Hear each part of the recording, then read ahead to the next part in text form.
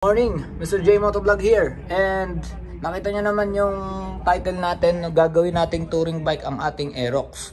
At yun, nilagay ko na siya sa site kung saan ko siya bibilin. Ayan o.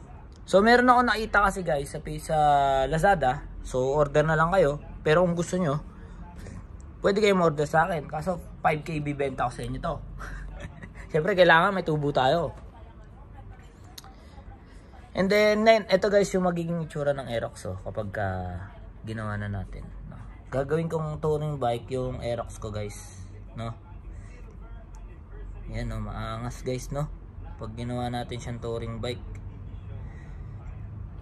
Ganyan magiging itsura niya kapag inayos natin.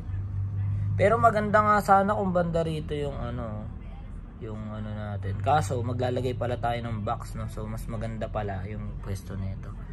So ayan, baka ganyan yung maging itsura natin. Tapos shoutout sa gumawa nitong ano na to, napakagaling. Husay ng pagkakakabit to. Bawat kanto pulido. Magaling. Lagyan natin to ng magaan na box. Possible palitan ko yung box ko. Guys, naka-alloy ako top box. Pero pag lalagyan mo kasi ng mabigat, baka mahirapan din yung panggilid. So ang gagawin natin, mga lodi, mga solid na sumusuporta sa atin, ang gagawin ko, papalitan ko yung box ko ng top box. Hindi to sa akin papalitan ko yung top box ko ng plastic lang, yung ano lang, yung mga GB box lang na normal. Mas magaan kasi yon compare sa alloy top box. And then eto, ilalagyan natin yung customized na parang plastic lang din na sa gilid ilalagay. Parang yung GB box lang din na sa gilid. So possible gumastos tayo dito, project na to 10K mahigit siguro. Kasi ito palang side box ito, sabihin natin 5,000 na pumapalo ito pag itong nasa gilid na to.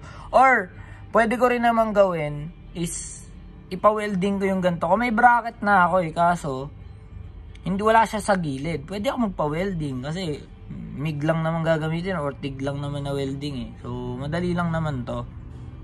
Pero yun, update ko na lang kayo mga lodi no.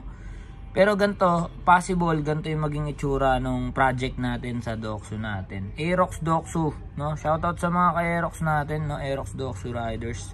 Shoutout sa grupo natin. Then yun. Maraming salamat sa mga solid na sumusuporta kay Mr. J Motovlog. At yun lamang po no. Subaybayan nyo lang po at abangan nyo po yung magiging final result sa mismong motor natin. Anyway, keyless naman yung motor ko. So ito wala, may susi no, hindi sa akin to malamang.